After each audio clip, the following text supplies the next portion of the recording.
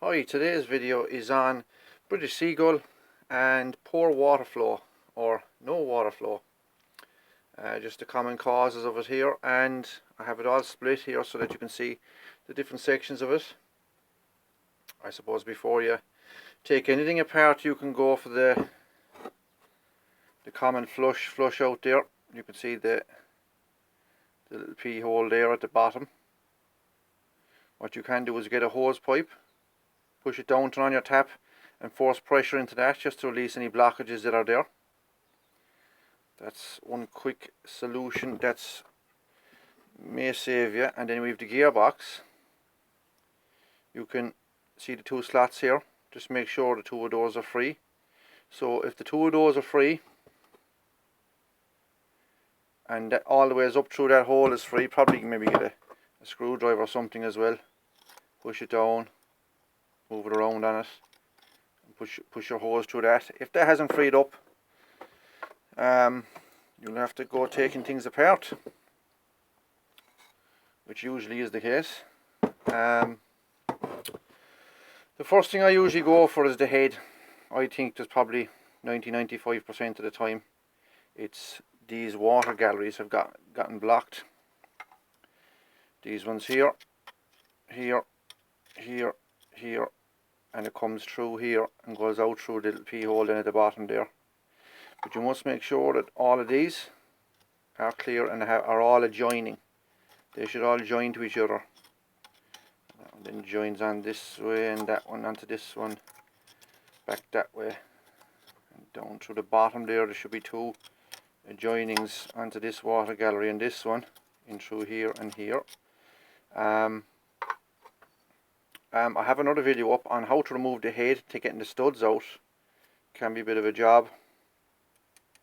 This stud here gave me a problem on this one, so it had to be drilled out and pick all the old steel out. Bit of a nightmare, but I got it done anyway.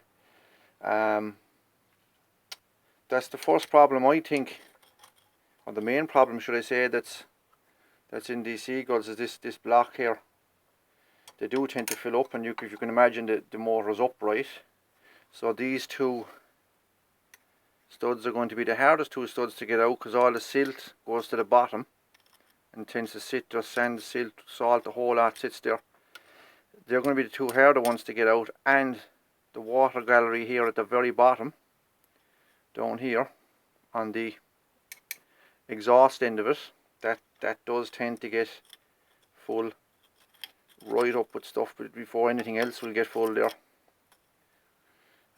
That's usually the first thing I go for anyway, when we don't get a water flow on it.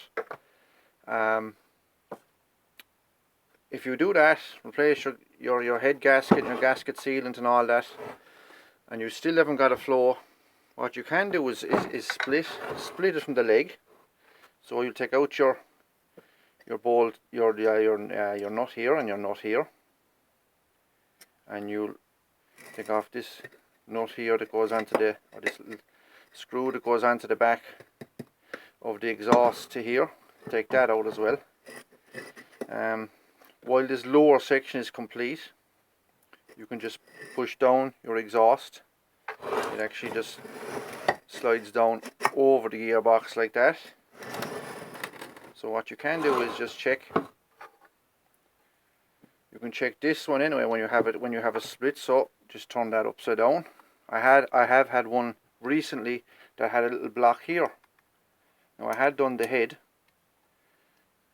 taken off the head and checked all the galleries, but I have had one with a tiny little block in here, kind of rusty cruddy stuff, that had obviously in this lower gallery had settled, but had settled back down in here as well.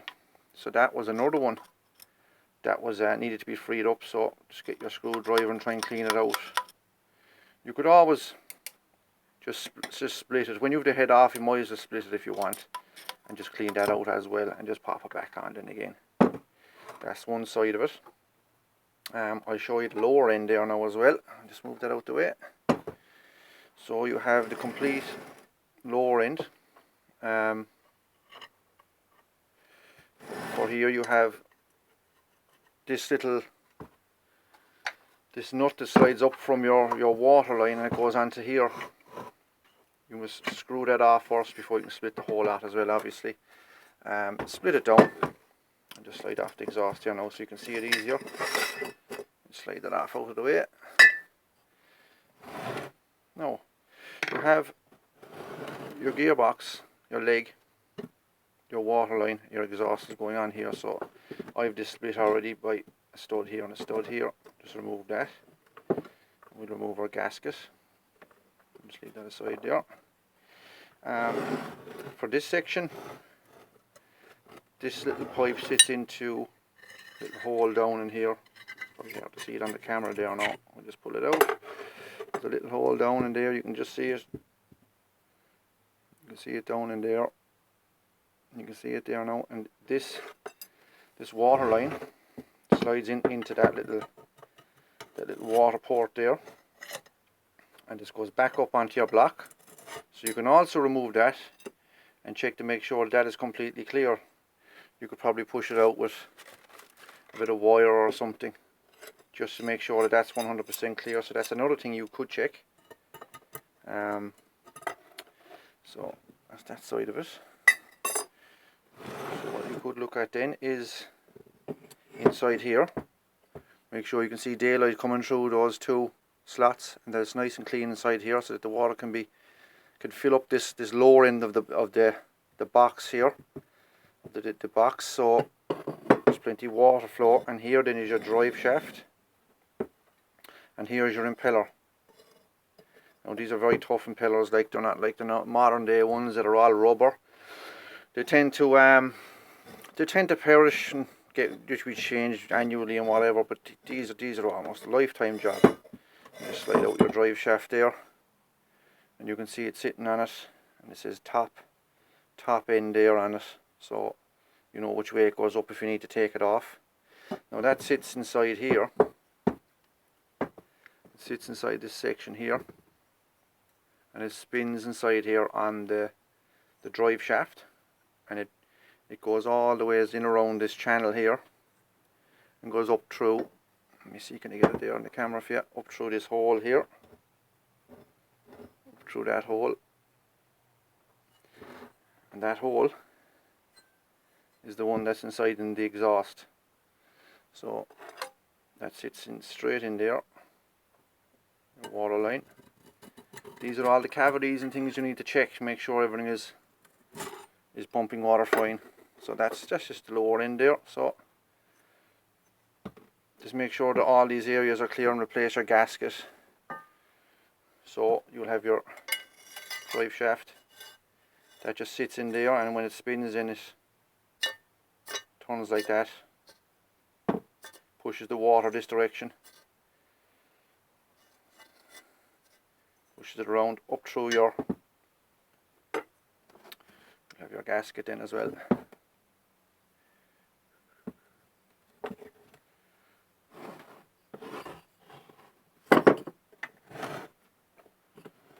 Gasket. Your drive shaft will go over your drive on the box. That will be bolted together. Then you'll be going back to your exhaust.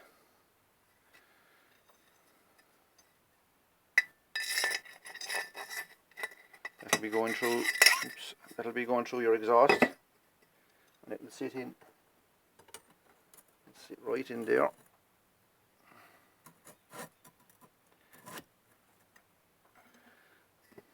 Exhaust then will carry on over here.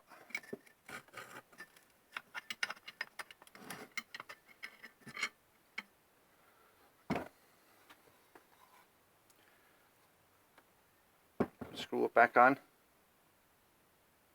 to your water inlet here to here, and you can put back. You can connect it back onto your leg there as well, like so. Just make sure it's all intact and in order. But that's just a quick overrun of the split of the engine and the leg there, or the motor and the leg. So check here, check here, check the pipe, check the lower end of the box, but start at the easy stuff first with the P hole. and the little openings on the gearbox. Those are the quick ones you can do first, and if it doesn't work after that, you will have to go digging. It might be for something very simple. It's usually in that head doors where I find them. But just be very careful removing these studs. I have another video up on my channel on how to take these studs out a little bit easier. Plenty of heat, and use a bit of gasket sealant there as well.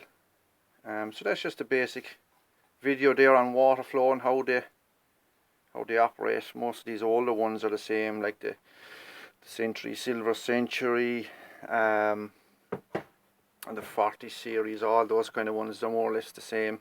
So you might have a better idea there what the problem is. That's it. More seagull videos there again this week. So like and subscribe. Thanks very much.